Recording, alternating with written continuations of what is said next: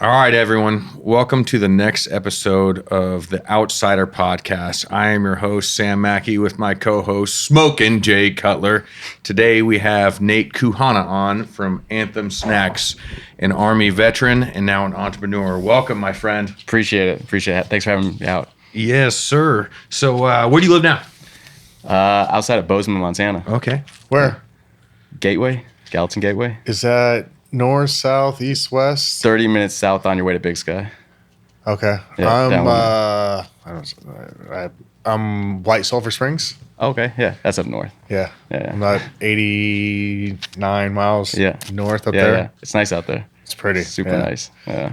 So we're going to dig right into it. And I'm going to start eating some of this beef jerky because I haven't eaten today. So where'd you grow up? I grew up in Texas, in Houston, actually. Okay. Yeah. And what was growing up there like? Pretty typical, man. I mean, it was it's a big city, but in a big state. So I mean, Texas. I mean, anyone that grows up in Texas has a lot of pride. Mm-hmm. But, Texas is. So it was cool. I was reading something that if Texas was a country, they would have been sixth or so in the middle count of the Olympics. That's how many Texans I just read that won as well.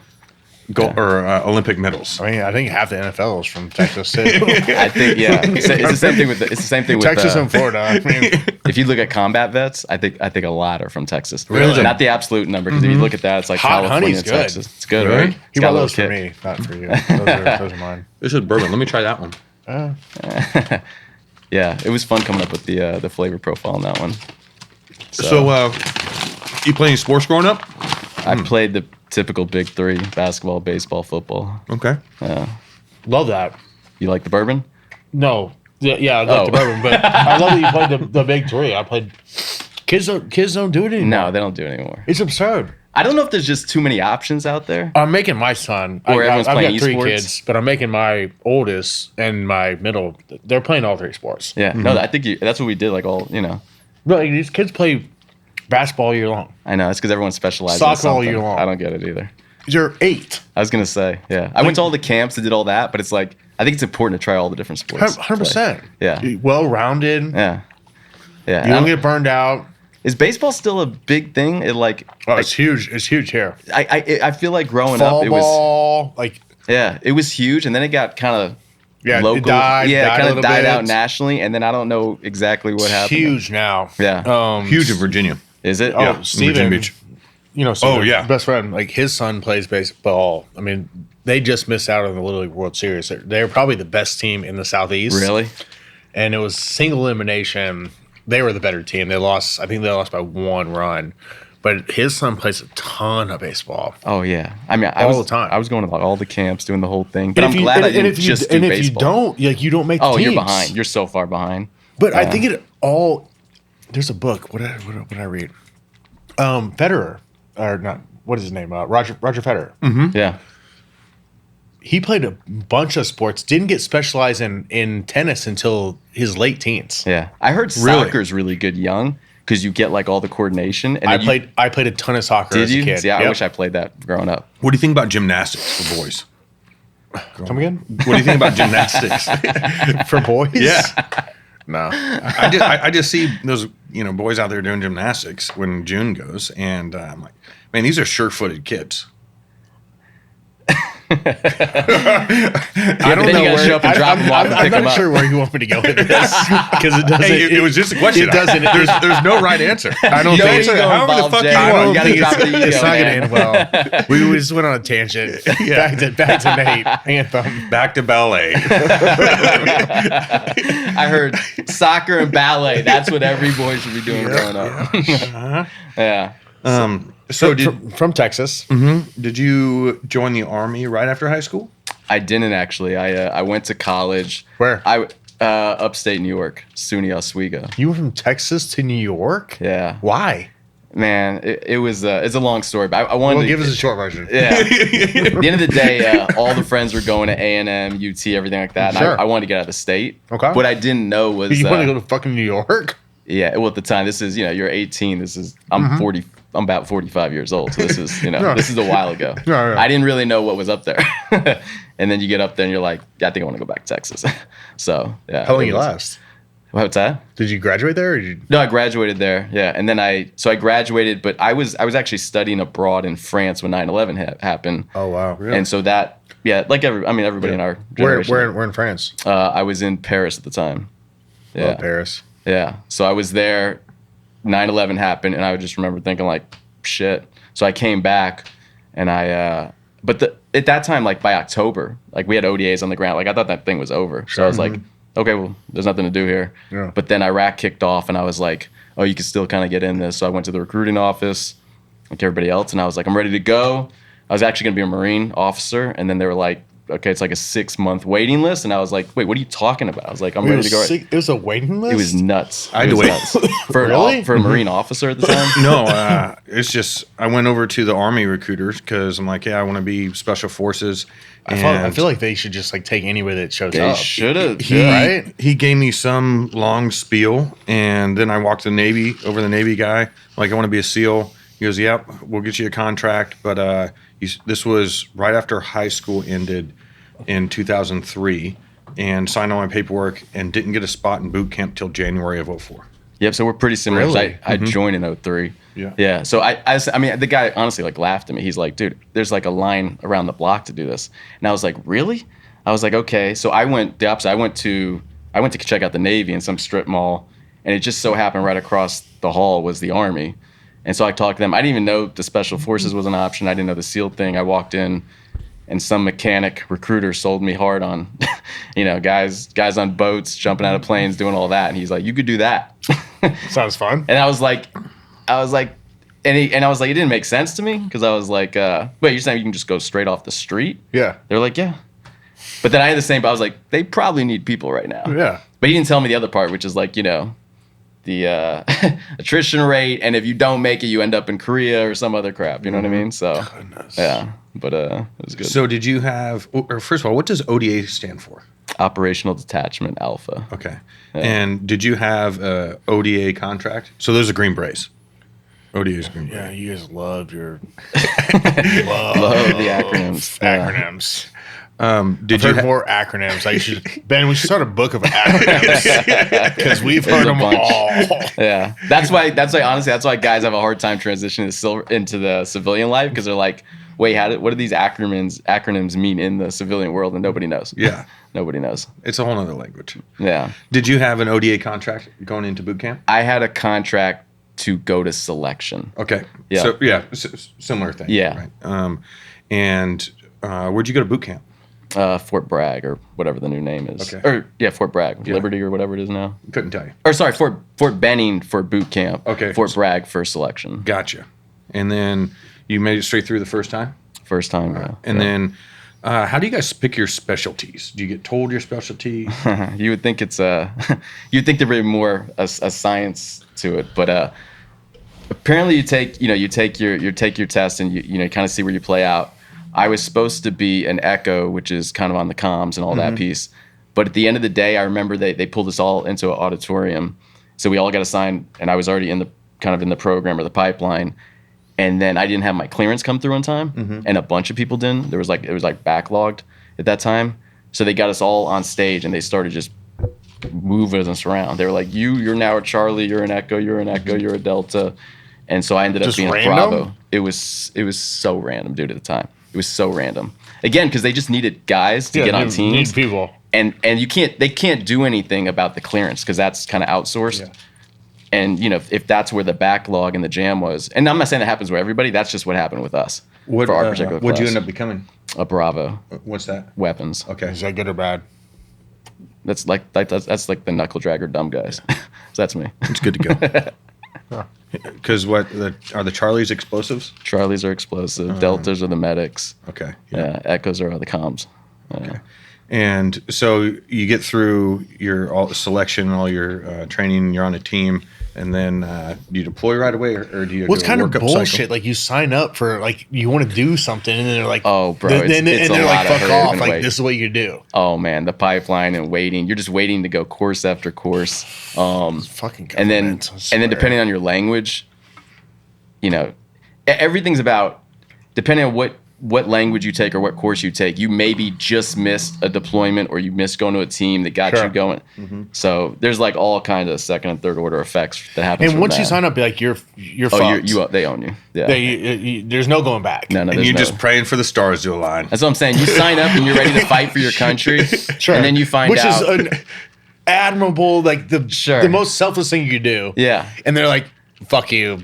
Oh yeah. And then you're like, you're catching on this whole military thing pretty quick. Yeah. Then they own you for the 6-year contract. And then if you don't make it at any point, you're at the needs of the Army.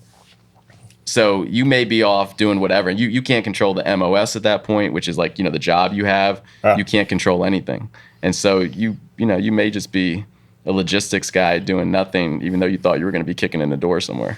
So you better, it's a lot of motivation to make it, obviously. Sure. Yeah. So, but yeah, when I graduated the Q course, got out, showed up to a team, they were already deployed to Iraq, and like the whole battalion was. And so I missed that deployment, honestly, probably by like 3 weeks. Oh. Yeah. So, and I don't mean like when they left. I mean like the cutoff for like when they were even going to send new guys, because a lot of guys just, so they're like 90 days out or something. Yeah. And so I showed up, and I'm just sitting there in like empty tea rooms, not knowing anything, what to do. And the team comes back, a bunch of grown-ass men that are like, war heroes with war stories, and you're just sitting there.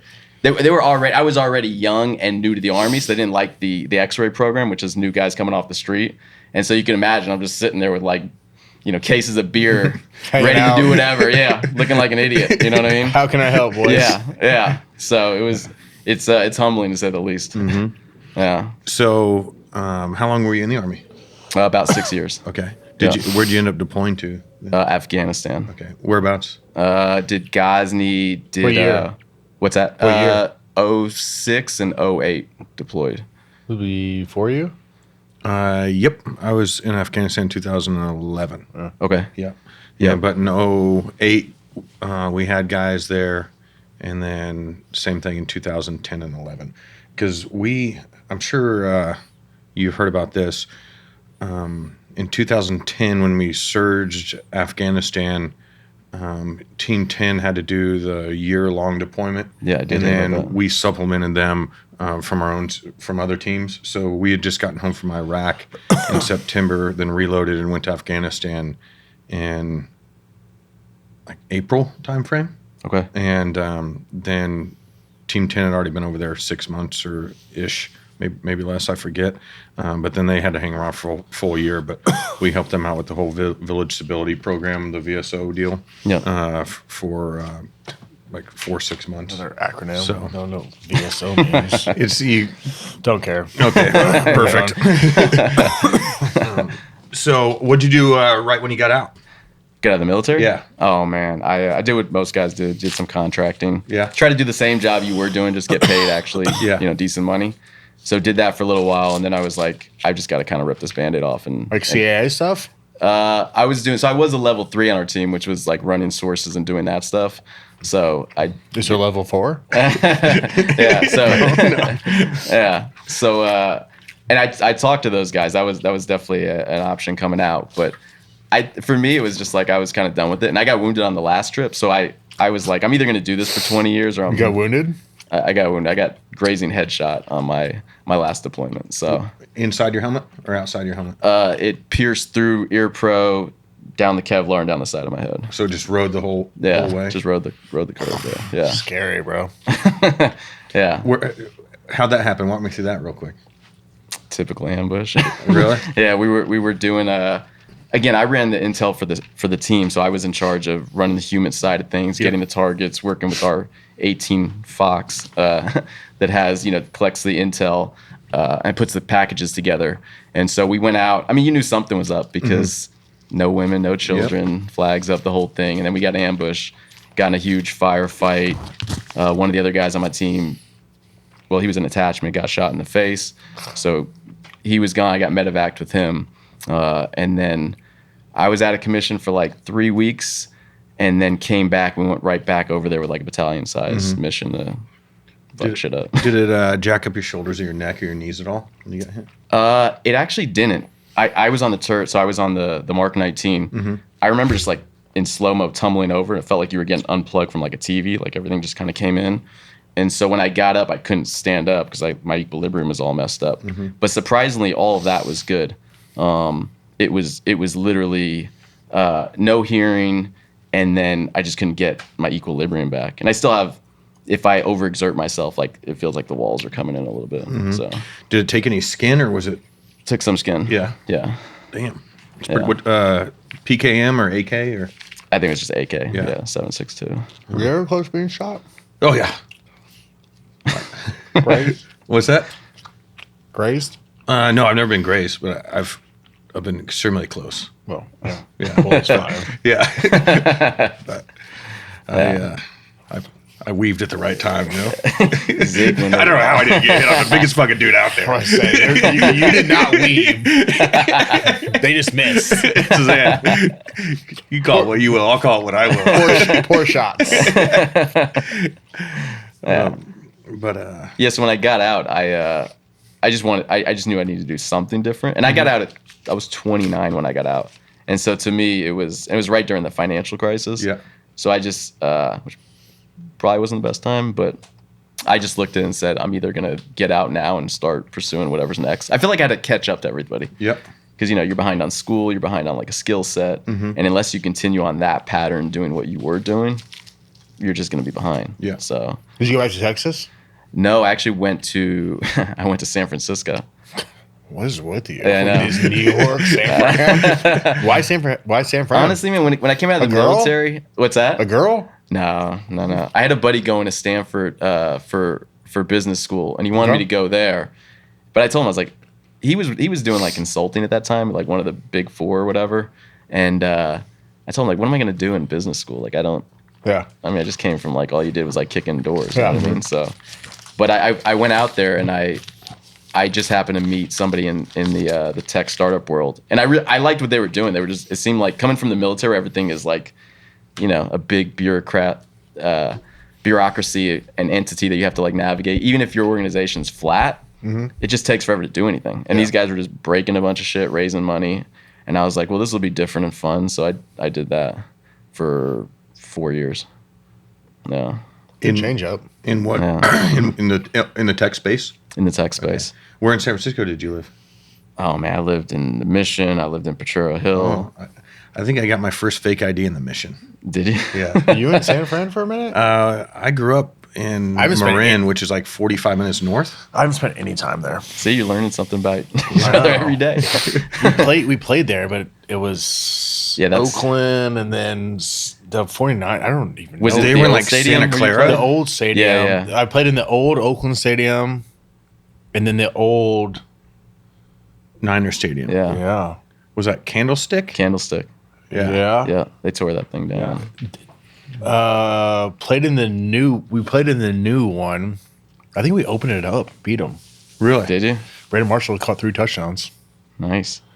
They moved that thing. That's south though now, right? That's not even in San Francisco. Yeah. Beautiful place. Yeah, I went to a game there last year. Niners, Green Bay, maybe? After the I did. Yeah. I remember that one. Yeah, it's a cool stadium.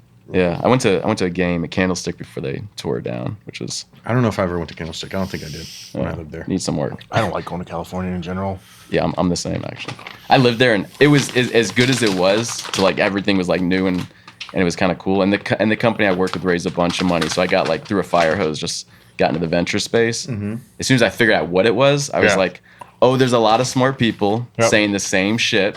Nobody has an original thought. Nope. You know what I mean? I was just like, okay, I think I got it. I think money, it's time to leave. Money just going in circles. Yeah. And being from Texas, it was like I was like, I gotta get the hell out of here. So what'd you do after that? So then I went to Chicago, and I was going to. What is with you? Yeah, at that time I did want to go to business school because I had enough. I was working for a 26-year-old in the tech space who, thought he was going to be like the next Mark Zuckerberg. Yeah. And you're at the whim of a 26-year-old in the decision making with all that money and that pressure. And I was like, I just got to get out of here. And I didn't want to go on either coast at that point. I wanted to go somewhere in the Midwest made sense. I just need a break. I knew I wanted to start my own business, do something. I just wasn't sure what it was going to be.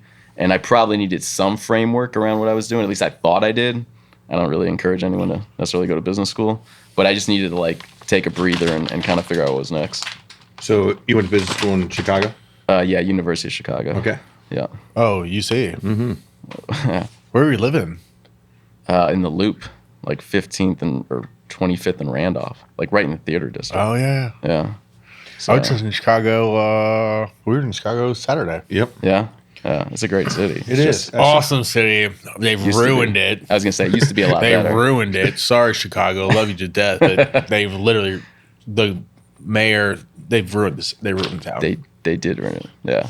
They did. But it's ruin it. phenomenal. That's the Love most that time place. I ever spent there last week, Yeah. and it is freaking beautiful, man. Granted, we stayed in our little comfort triangle. Oh, it's right a where we beautiful were, but city. It's yeah. phenomenal. The people are amazing. City's amazing. The politics are literally garbage. Yeah. They suck. Yeah. It was a lot better when Mayor Daley The was cops aren't supported at all. No. Crimes are rampant. That's what happens. But it's when like you- every big city in Yeah, America. it's happens when you go It's the same very thing. liberal. Yeah. Literally just It's the same thing. destroy it. Yep. Yep. So how was business school?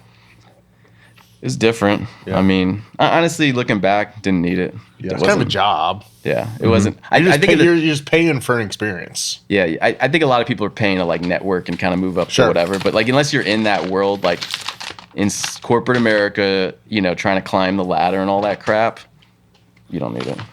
You know, I went to graduate school as well. I didn't go to business school. I just got a master's degree, and I'm in the same boat as you. I don't think I've ever been asked if I have a degree or anything like anything. most I overrated have thing. one time, but other You than have that, any degrees? Did you graduate high school? yeah.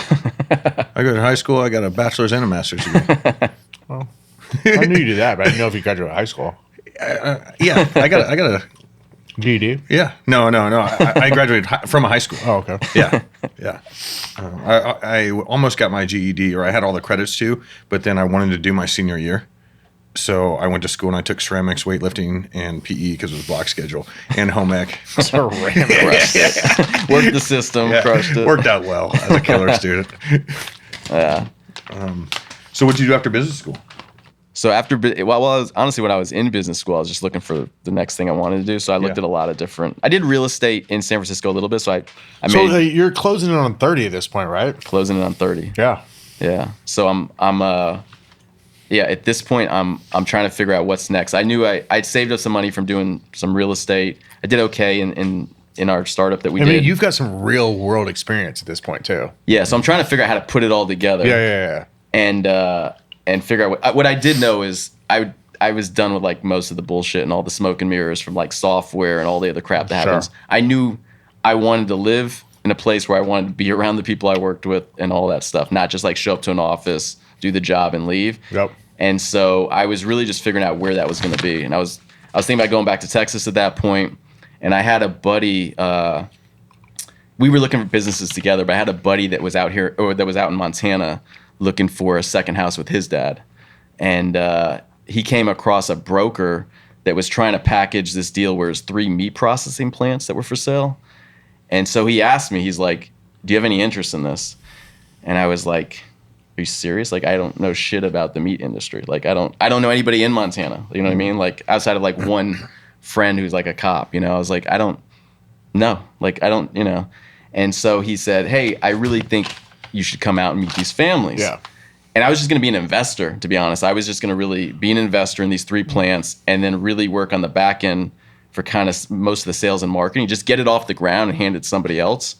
So I came out, I met with the 3 families, went to the plants, started going to meat processing. I just like slowly like just started inundating myself with everything about this. And I don't know, I just kind of fell in love with it. It was real people doing real work, which coming from software was like crazy to me. I was like, this is so cool. Like, you know, once you start looking at the supply chain of, you know, the food in America, you're just like, and so I was just going to be an investor. That was it. But I fell in love with Montana. So I moved out there, brought my wife out there. It's hard not to fall in love with Montana. It's beautiful. Yeah. It's like, I tell people all the time, Montana's where you go when everyone from California moved to Texas. So it's beautiful. So I'm jealous right now. I need to get out there. yeah, let me know when you come out. So, and so I went out there, met the families, and kind of fell in love with it. And I was like, all right. I told my buddy, I was like, let's work on putting this deal together. So I spent 8 months chasing this thing, trying to get 3 families to agree, because you needed them to roll over their equity, because you need their expertise, right? Like you need them to actually make the products and do everything. It was so hard. Like everything they taught you in business school didn't apply for shit. You know what I'm saying? It's like you're talking to 3 real families that have owned these meat processing plants for 40 plus years, that have their whole life built in this thing, and this is how they, put food on the table. Yeah. Like, good luck. Like they're pretty much land rich. Like they're breaking even. Yeah. Every year. And so all this you don't know until you get out there. Like, but 4 calves die, and they're in shit's great. And the next generation doesn't want to take over. No, not at all. Right? Yep. And so the plants are from like the 60s. Like they're all old. They're all state inspected. So you couldn't even, you need to be USDA to sell across state lines. Yep. They weren't that. There's no labor in Montana.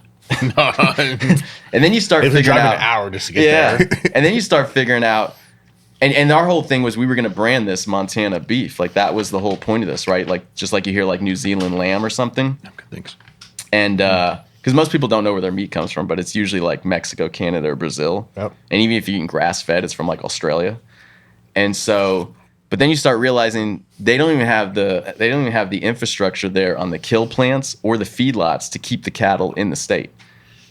So most of the cattle you're eating from Montana is like in Kansas or Nebraska, because it's cheaper to actually bring the cattle to the grain than the grain to the cattle. It's cheaper to bring the cattle to the grain than the grain to the cattle. Really? Yeah, it's crazy. So like at the time, it was like 95%. It makes more sense to take the cattle and ship them. Yeah. No shit. I've never heard of that. Yeah. That's pretty crazy. Unbelievable. Yeah, you don't know this till you're like knee deep in this, and you're like, we're gonna build a state of the art facility. And you're like, you don't know until it's too late. Yeah, yeah. Did you figure all this out while you were structuring the deal between the 3 families? Yeah, Okay. because my job at the time was these families were, like, they're just trying to keep the lights on, right? Yeah, Like you said, that's what they're doing. Oh, they don't know any of the living and dying by this. Yeah, and they don't know any of the incentives at the state level, any of the programs going on. Well, they've been doing it for 100 years. Yeah. So you're just like, my job was, I felt like I'm going to go start meeting people at the state, start stacking these incentive programs, filling out the application, just doing like, honestly, the blocking and tackling to get them the resources and the money they need. And then you start doing all this. You're like, wait a minute, what? Where are all the cattle? What's going on? And then you're talking to the ranchers like, wait, you're just auctioning off all your shit and it's ending up in another state. Yeah. And you're putting those all together and you're like, so I'm going to build a $10+ million facility, bring on investors to do this, invest, everything I have, only to find and educate the market on why Montana beef is so amazing, only to find out none of it's called Montana beef. No. I was like, this sounds like a suicide mission. You know what I mean? So take me back to San Francisco. that's why you go to Chicago and San Francisco. Way easier. So yeah, I mean, it was just too, and you got to remember, each one of them are valuing their own company relative to the other processor. Yeah. So that right now they're all competitive, and they all value, because they want more equity. And they're all super land rich. Yeah. So it's like they're just all assigning these like wacko valuations because they're it has nothing to do with how they don't know what any of these spreadsheets look like. They don't care. P&Ls. Yeah, they're not running pro forma. You know what I mean? It's just like, yeah. I got 20,000 acres. Yeah, you're like, yeah. I mean, literally, one guy was like, they literally go like, you talking about Tom? Oh, I'm better than Tom. You're like, wait, what are you talking about? Like, oh, show me. Like, what are you talking about? He's like, no, I've been doing this longer than Tom. Why is his business worth this and mine's worth this? And you're like, oh, I've been doing it longer. Yeah. No, it's seriously. So, my dad did it before he did. His dad did it. It's crazy. So I walked away. My buddy actually invested in one of the plants, and he's got a new facility up. I walked away. I was like, I spent too much time and money just chasing this thing, and I don't know where it's going to go. And so, but I had been going to these meat processing, conventions. I had been working on the business plan research. I had done all this work, and I loved Montana. Yeah. And I was like, I'm here. Like, I've got to make this thing work. And the research I did, like when you run a processing plant, you have to sell everything off that animal, everything down to like the bones for dog treats. Yeah. So, and in the process of doing that, I started realizing, the value is that hard to do? To sell everything off. Yeah, I mean, I think the difference in the model that I currently have and what I had back then is you've got to keep the lights on. And so when you look at this and you're trying to position yourself as a premium product in the marketplace, Well, you can't afford to walk away from deals. You have to literally sell everything at any price. But not all of it's premium. No, it's not. That's what I'm saying. So you have to sell everything. Not everything's premium. Yep. And you know what? I got to pay the bills. So if you don't want to pay my premium price, okay, let's just do a deal. You know what I mean? Let's just figure it out. Yeah, I need this stuff gone. Yeah, and if you do that enough times, people are like, well, the last guy paid whatever, right? Yeah. And so in my research, the value-added products were going to be meat snacks anyway. That was going to be one thing we were going to sell.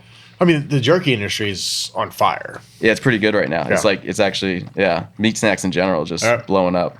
So I walked away from that just thinking, well, I think I could do this myself. Sure. Instead of telling their story, it'll just kind of be my story. And at least if I just do this one thing, which is meat snacks, even though I'm way, way, way behind on like the knowledge base, if I just do only this one thing, I can compound that knowledge over time and catch up. And do it really well. Yeah. And I think you're in a I don't know how to say this, like you're in a meat capital. Like you've got all these ranchers that have a surplus in meat that need it to go somewhere. Yeah. Yeah, absolutely. So getting actual cows probably isn't your biggest problem. No, it's still a really hard problem, just putting it all together. Yeah. But yeah. Well, selling it and all that stuff and getting it stamped and the whole thing is and all the bullshit. You guys are going to have on, I think Greg's coming on in a couple weeks, right? Yeah, Greg from next Little week, Bell. I believe.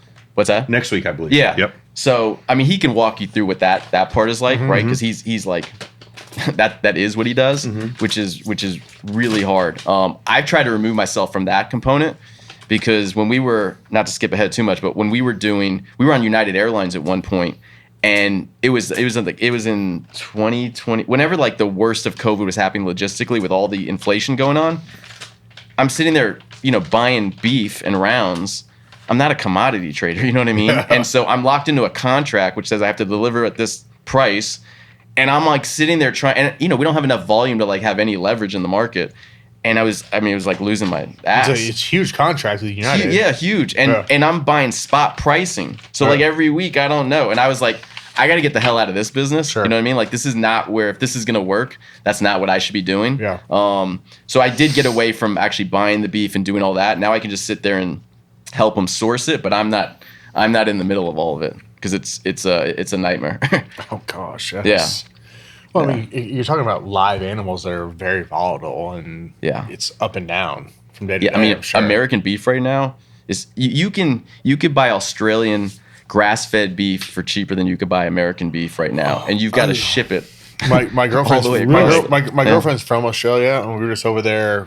When we were over there, A couple months ago. Yeah. The meat over there is phenomenal. No, it's really good. It's really phenomenal. But at the end of the day, though, it's still crazy to me to think you can ship it, that same thing, that animal, ship it all the way over here and still make 18 hours. Yeah.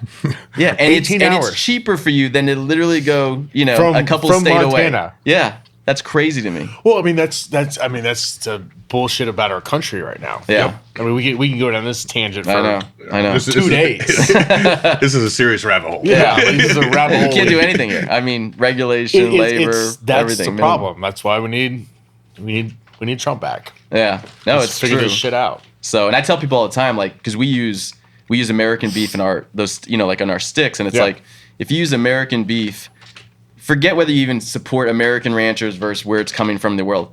They have to freeze that meat, put it on a shipping container, thaw it out, put hot water on. Like, you think that's gonna taste like better than fresh beef that's coming four states over? Yeah, and by the way, it'd be nice if you supported your local rancher. So, yeah. It's kind of crazy. So what's your algorithm now? Where do you get your beef, and where do you process it? Like, how's it go from the field to this beautiful package tasting? Yeah. So phenomenal what I learned when I walked away from that deal is I didn't want to lead with Montana beef and just kind of put my name on only Montana beef because I didn't know if there was enough of the supply. So what I do is I source it all regionally. So you're going to get it from Wyoming, you'll get it from Washington, you'll get it from Idaho, and you'll get it from Montana. So it's all U.S. beef regionally sourced. And then we're trying to work on a deal with Little Belt and Greg to do, what we'll probably do is launch a stick, which will be single source from, Little Belt Cattle Company, Montana certified. And if that goes well as they scale their business, we'll just start using their beef for everything. Yep. That's where we want to go because the original idea, even when I came out, was to do source verified all the way through the supply chain. Because there's no country of origin labeling requirements in the meat snack business, you're not obligated to tell where the beef's from. And then there's all these games they play where they ship it in from Brazil, but they repackage or cut it away, and then they say like made in the USA or something. Greg was telling me about that. You know what I mean? It's all bullshit. So do you have a plant now where you make all your beef sticks? So we package or we partner with a couple of co-manufacturers because to build a facility when you started this out, I mean, these facilities, they're completely different business models. And that's what I learned in doing that research is if you commit to, I mean, some of these facilities are $100 million. And if you want to scale and get that large to do that business model, it's just a different business model than what I need to do, which is build a brand, right? Yeah. If I build a brand with a high quality product, you could always build your own plant later on, So we partner with some really good co-manufacturers, and then we work on the recipes and work on what we want to do. How do you come up with your recipes? Because these are absolutely delicious. Phenomenal. The hot honey is my favorite. Yeah. So when I first started, and again, you're just new and naive. You start doing all the research, and they tell you here's like the top selling flavors, and you're like, oh, I got to sell those flavors. Sorry to back up. Yeah. When you started, like, were you like, this is what I'm gonna do for the rest of my life? Because I mean, we're Texas. You didn't grow up thinking you wanted to be in the jerky business. We're in San Fran, New York, Chicago. Now we're back in Montana. Did you think this what? No. Business school? No way, man. There's no way I thought I'd be in the meat industry. What did you think you were gonna do? When I got out of the military, or no, when you got out of business school? I thought I knew I was gonna start a business. But I looked at everything. I mean, we looked at I mean literally everything. I mean, you've been in the tech world, you've been in San Fran. Yeah, and I thought you've seen a lot of shit. Yeah, and I thought even if I went back to how tech, the fuck did you end up in I'm gonna sell meat in a bag? I'm telling you, man. Honestly, at that time I just thought I wanted something real coming from, like I said, there was just a lot of smoke and mirrors in San Francisco, what was going on.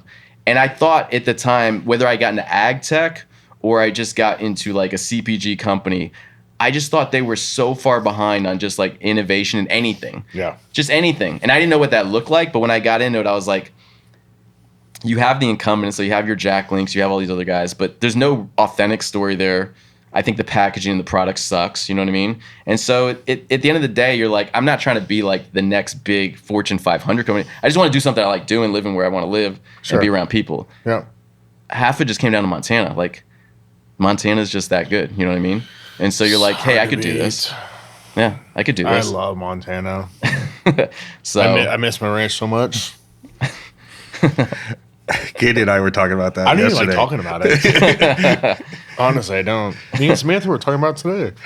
You know, we She's talked about. she's like, when you, because I've got a ranch in Montana, like White Sulphur. yeah.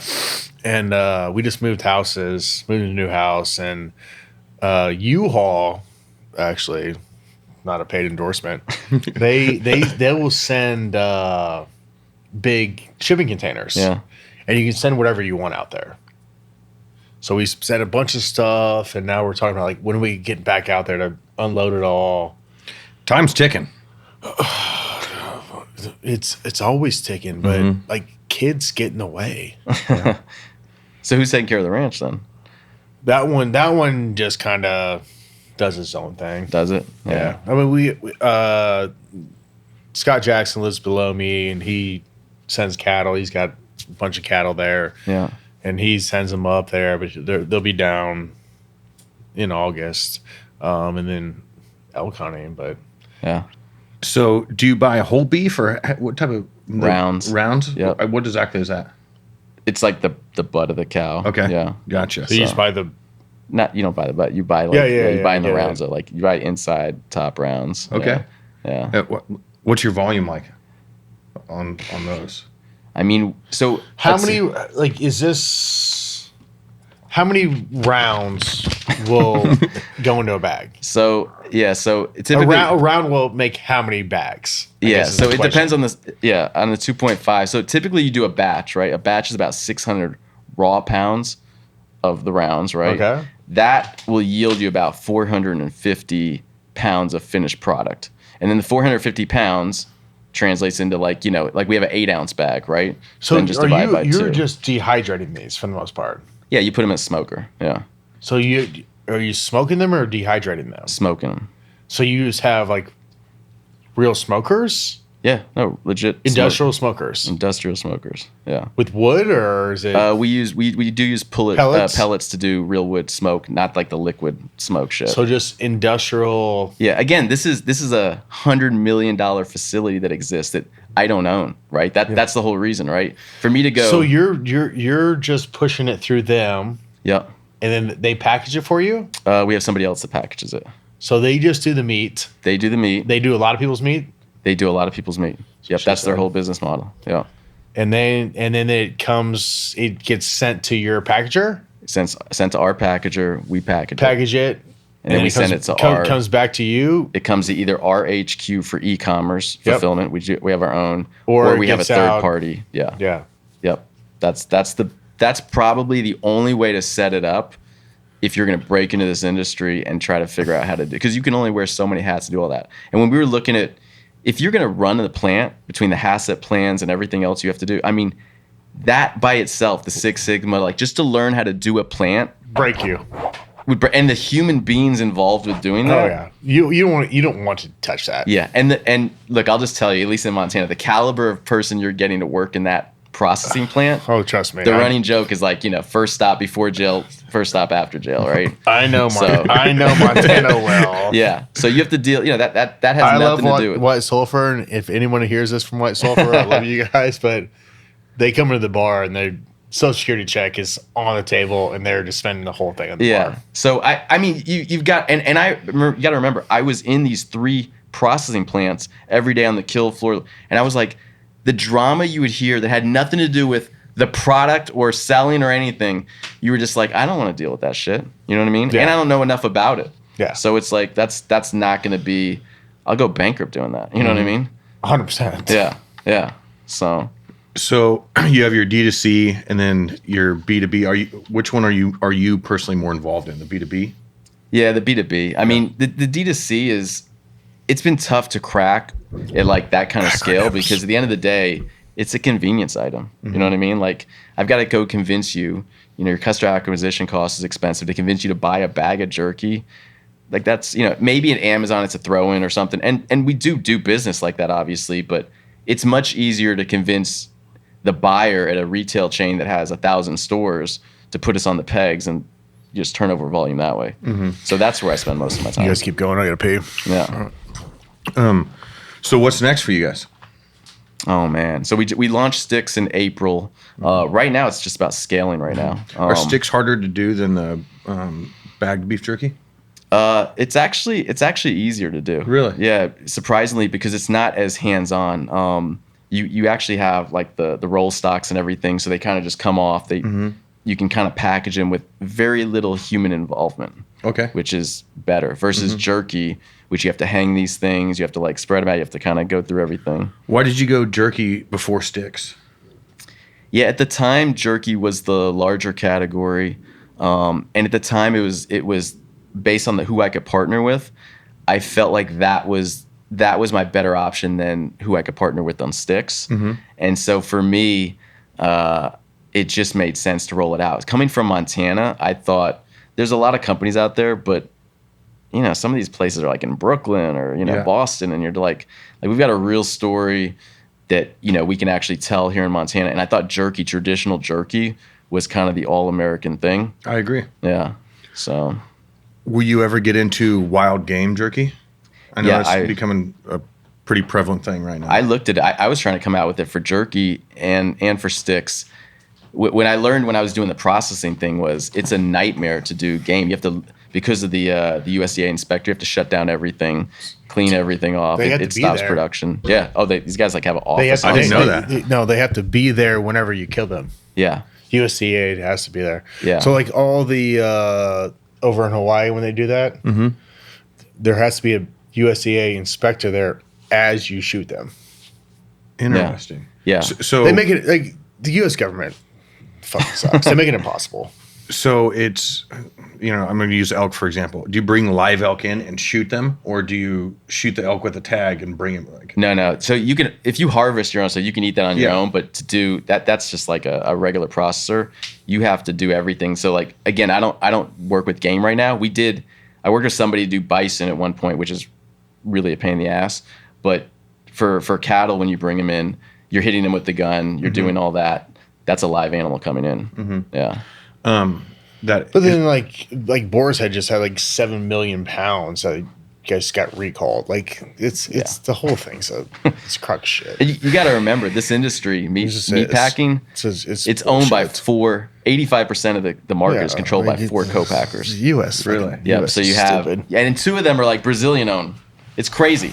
So they have a monopoly on the whole politics. industry. That gun they use to euthanize the cattle, is it a rod or what is it? It's not. They don't actually. I mean, some still like actually shoot them. These are like it's like a rod, so it actually stuns them. And what I was told, and I've been on, do it. It actually stuns them. They go down, their eyes roll back, and then like slit their throats afterward. Do all that. Yeah. Do you have a tranquilizer? Do I? Yeah. No. Do you?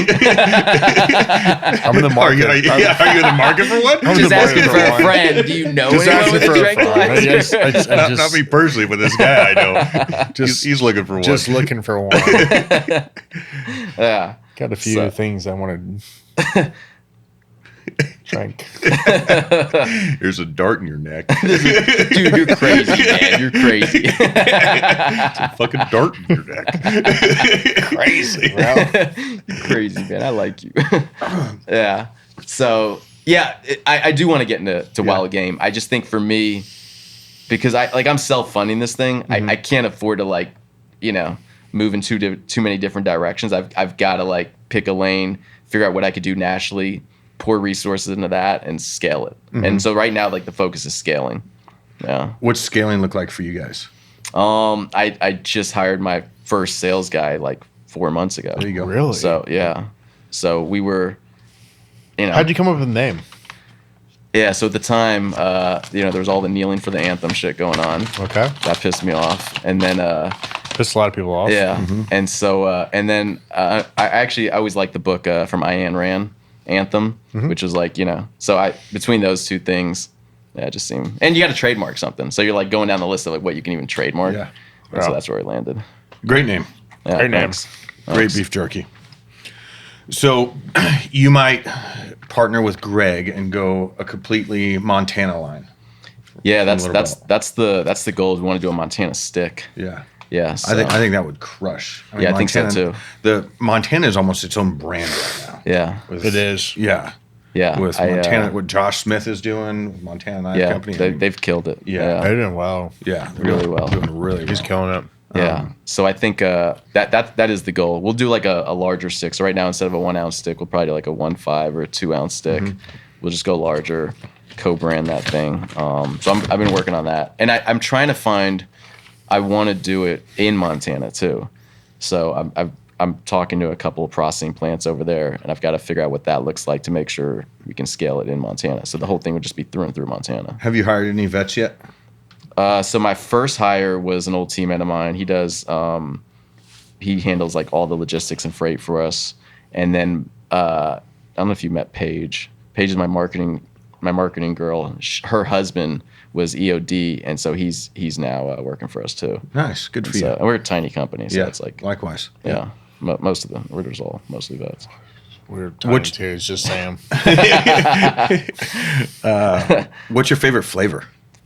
My favorite flavor probably is the smoked honey, and then the hot honey as well. I'm a hot honey. Love hot honey. So that's what I was saying. When I first started out, I was doing the research, and it said oh, here's all your top flavors. So you're like, you got to make these flavors. That's what everybody wants. Yeah. But then you start trying to sell it to people, and they're like, I got 100 of those already, on the shelf. Yeah. And so then you're like, oh, that makes sense. And so we carved out smoked honey and then bourbon, and the bourbon's really good because we work with Willie's Distillery, and he's I don't know, did you make it up to Ennis? No. Yeah, so Willie's an old Green Beret smoke jumper, like wildland firefighter. He's got a distillery up in Ennis, and so we use his bourbon. So not like bourbon flavor, like we actually use his bourbon like in barrels. So He's in Ennis? yeah. Where's Ennis at? Not far. You can't miss it if you've been to Ennis. Like he's got like a whole distillery. Yeah. I guess we need to probably just buy a barrel from him. You show up. Yeah. That's where your mind just went. Yeah. A barrel of Honestly, booze. Yeah, we got a barrel sitting in our. See? Yeah, for sure. Told you. Yeah, no, for sure. You could just put it on. Yeah, it's You cool. want one shit? I got two. I knew it was a thing. Yeah, he's super cool. So those were like our two unique flavors we did on the jerky, and then Barrel booze at the ranch. Yeah. Like, why not? no, you should. See? I'll introduce you guys. Boom. So Problem solved. yeah, That's exactly what you need out there. and then so for the sticks, again, you learned all this on the when you're getting in there. The sticks were interesting because Chomps pretty much carved out the market for that. Those things are brutal. Yeah, they suck. I don't know who owns Chomps, but they suck. yeah. So they Tastes like cardboard. I'm not a huge fan. You But, can say they suck. Yeah. So they, before that it was just Slim Jim, which that's not even real meat, right? So, No. and Jack Processed. Link's owns pretty much jerky. There's like a couple of companies, them in Conagra. But Chomps did a good job because they carved out like a 70% of their customer base is female, which is crazy coming from meat snacks. Well, because it's lunches. Yeah. No, it makes sense now. They put but at they the put them in time- lunch boxes. Yeah. So moms go to the store. They just buy them. They can buy them on Amazon. You can buy them on Thrive, Yeah. and they just go straight in the lunch boxes. Come to think of it, my kids do eat a lot of meat snacks in their Yeah. lunches and shit. Yes. Yeah. So it made sense. So when we came out with sticks, we wanted to be a little bit bolder on the flavors, more colorful, better for you, all that stuff. And so our thing is like we want to be able to sell jerky and sticks all the way from convenience to Thrive to everybody else, right? Yep. And I feel like most of these other guys in the industry, if you're Chomps, you do really well in the natural channel, you do really, but you have a hard time in convenience because most people going through convenience stores are actually eating a pork beef blend, and they don't really give a shit about the better for you piece of it. They just want something that tastes good, and like Jay said, tastes like cardboard. Yeah, it does. So I don't know if I've had it, to tell you the truth. I'm sure I have, but I just don't know. It's garbage. Yeah. White label? White and black label? It says Chomps down it. yeah, I never learned to read. they raised like I think 2 years ago they raised like $80 million. Whoa, really? Yeah, Well, I think they did telling 150 you, like, the million. jerky industry is it's prime right now. Like it's doing really well. I think they did If you want to dump some 150 money into something, jerky industry is probably a good one to do. Yeah, I'm hoping they get a really good exit because I think they did 150 million in revenue last year just selling sticks. That's It's amazing. shitty sticks. I hope you crush them. I hope so too. I'll catch them. Yeah. Yeah, it'll take some time, but yeah. So, what else you got going on? Oh man, right now mostly business stuff. I mean, hopefully I get out for hunting season this year. Yeah, You got, if you're a Where rec- are you elk? yeah. I did cow elk last year, shoulder season. But So, you're a resident, right? yeah, I just missed it on regular. You just season. go over to the counter and just buy one. Yeah, no, you could just. I mean, you could just get a tag whenever you want. really? Yeah, He can, yeah. yeah. You're a resident, right? Yeah. You're a Montana resident. Yeah. Come out my ranch. Have me out. I'll come out. Yeah. I drew a tag. sorry. I'm going out to Montana on the 18th to meet with Boomin and some other guys. Then Come home with us. You're flying out on the 20th, Friday the 20th Yeah. next month, and then we're gonna hunt for a week at his place. Wait, what's the dates? The September Yeah. 20th. Oh, September. Okay. Yeah. We have a charity event on the 20th, but Yeah. I mean, it's all But it could be like if you're doing the whole week. whole week. Yeah. Yeah. I was that'd be going cool. to talk to Greg next week and have him come over one night and bring some steaks and hang out and drink some beer and all that. Yeah. So Yeah, we're right, Yeah. right up the road. I'd love to come out. That'd be cool. that'd be great. Yeah. Super cool. Sweet. What else? Tell everybody where they can find you and where they can buy. AnthemSnacks.com, at Anthem Snacks if you're on IG or Facebook. Yeah. So. And they are absolutely delicious. They are thanks. phenomenal. We ate them all. Yeah. The Yeah. bourbon gone. Yeah, so I'm hoping this year's going into next year big for us. We got meetings with Walmart, Target, all those guys. What so. major retail stores are you in right now? Where they can where can Lowe's, Tractor Supply. We just got into, I'm trying to think, Murdoch's, Town Pump. We're talking to Murdochs, love Murdochs. Yeah, We're in working on Shields. Murdoch's right now. Are you? Really? Oh, I was gonna say if you need, let me know. I'll Yeah.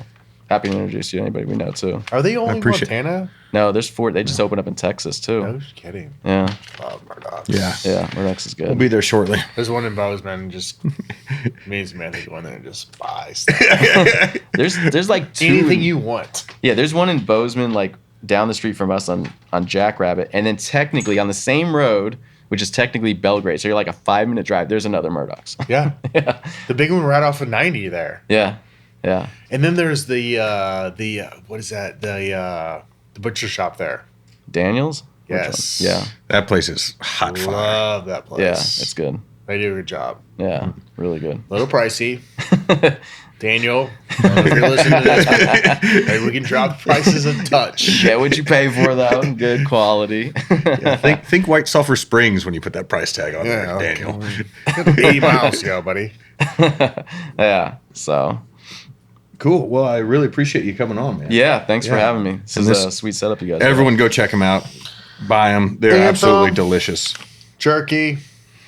So I see on this package here, official partner with the UFC.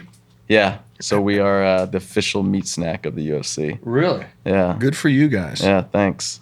They reached out and seemed like a good partnership. So they've been cool to work Great with. partnership. Yeah. Yeah. They've Absolutely. been sweet. They're hard to beat. Cool. Well, Well, hell yeah. I appreciate you, man. Yeah, Man, you got thanks. anything else? That's all I got, All man. right. Appreciate Jay? it. Thanks, guys. Football practice? I had to go coach the youth of our nation. Somebody's got to do it.